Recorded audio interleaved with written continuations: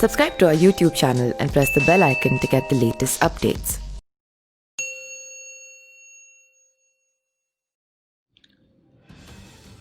बिहार तीसरे और अंतिम चरण में 15 जिलों की 78 विधानसभा सीटों पर चुनाव प्रचार का जोर गुरुवार शाम 5 बजे थम गया। इस चरण की 78 सीटों पर 1208 उम्मीदवार मैदान में हैं, जहां शनिवार को वोटिंग होनी है।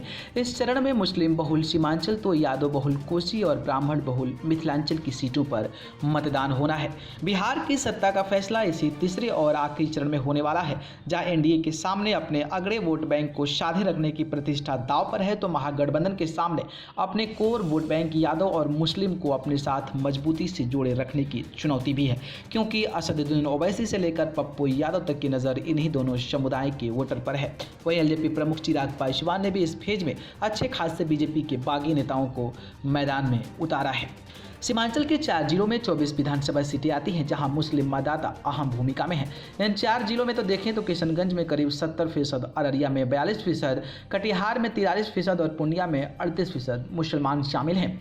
सीमांचल की 14 सीटों में एआईएमआईएम ने अपने प्रत्याशी उतारे हैं, तो महागठबंधन की ओर से आरजेडी 11, कांग्रेस 11, भाकपा माले 1 और सीपीएम 1 सीट पर चुनाव लड़ रही है। वहीं एनडीए की ओर से बीजेपी 12, जेडीयू 11 और हम 1 सीट पर चुनावी किस्मत आजमा रहे हैं। मुस्लिम बहुल सीमांचल इलाके में महागठबंधन का एक छत्र राज कायम है, जबकि बीजेपी और जेडीयू मिलकर इसमें सेंधमारी करने की जुगत में है। 2015 के चुनाव में कांग्रेस बसीली इलाके में सबसे बड़ी पार्टी बनकर उभरी थी। कांग्रेस ने यहां अकेले 9 सीटों पर जीत दर्ज की थी, जबकि जेडीयू को 6 और आरजेडी को 3 सीटें मिली थी। वहीं बीजेपी को 6 और 1 सीट भाकपा माले को गई थी। हालांकि इस बार समीकरण बदल गया है और जेडीयू बीजेपी एक साथ मैदान में उतरी है। वहीं असदुद्दीन ओवैसी ने इस इलाके में कैंप करके अपनी सियासी जमीन तैयार कर रहे हैं, जहां महागठबंधन के चिंता का सबब बना हुआ है। लेकिन एलजेपी ने जिस तरह बीजेपी के बागियों को टिकट देकर जेडीयू के खिलाफ उतार रखा है, वो एनडीए के लिए टेंशन बढ़ा रहा है। बिहार के तीसरे चरण में सीमांचल की 24 विधानसभा सीटें आती है, जिनमें नरपतगंज, रानीगंज, फारबिसगंज, अररिया सिकटी, जोकीहाट, कटिहार, कदवा, बलरामपुर, प्राणपुर, मनिहारी, बरारी, कोढ़ा, हादुरगंज, ठाकुरगंज, किशनगंज, कोचा धामन, कस्बा, बनमनखी, रुपौली, धमदाहा, पूर्णिया, अमौर और बेसी सीट शामिल हैं।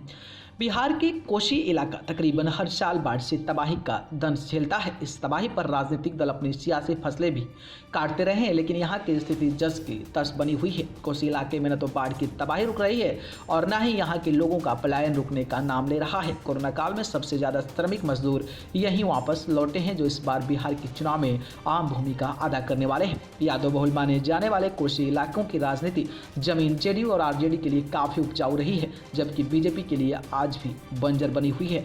बिहार के कोसी इलाके में 3 जिला मधेपुरा, सहरसा और सुपौल आते हैं। यहाँ कुल 13 विधानसभा सीटें हैं। यहाँ की ज्यादातर सीटों पर एनडीए की ओर से जेडीयू और महागठबंधन की तरफ से आरजेडी मैदान में है। इसके अलावा मधेपुरा और सुपौल में कांग्रेस ने अपने प्रत्याशी उतार रखे हैं, तो सहरसा में बीजेपी भी ताल ठोक रही है। वहाँ पप्पू यादव भी तीसरी ताकत के रूप में मैदान में है, लेकिन पिछली बार सांसद रहते हुए भी वहाँ यहाँ खाता नहीं खोल सके थे। 2015 के चुनावी नतीजे देखें तो बीजेपी महज 1 सीट जीत सकी थी, जबकि आरजेडी ने 4 और जेडीयू ने 8 सीटों पर जीत दर्ज की थी। ऐसे में देखना है कि इस बार कौन यहाँ सियासी गुल खिलाता है। वही अगर हम मिथिलांचल की बात करें तो वहाँ पर ब्राह्मण जो हैं वो किंग मेकर के रूप में रहेंगे।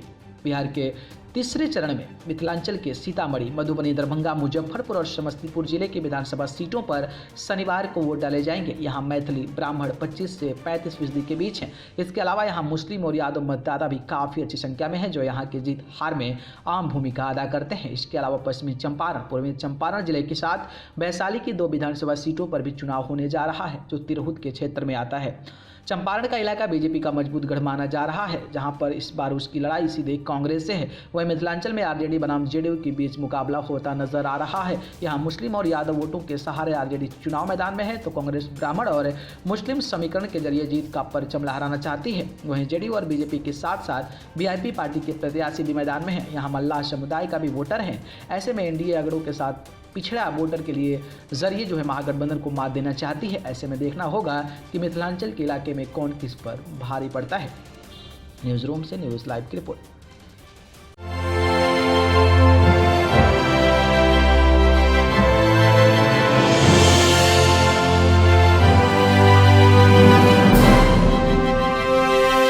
Subscribe to our YouTube channel and press the bell icon to get the latest updates.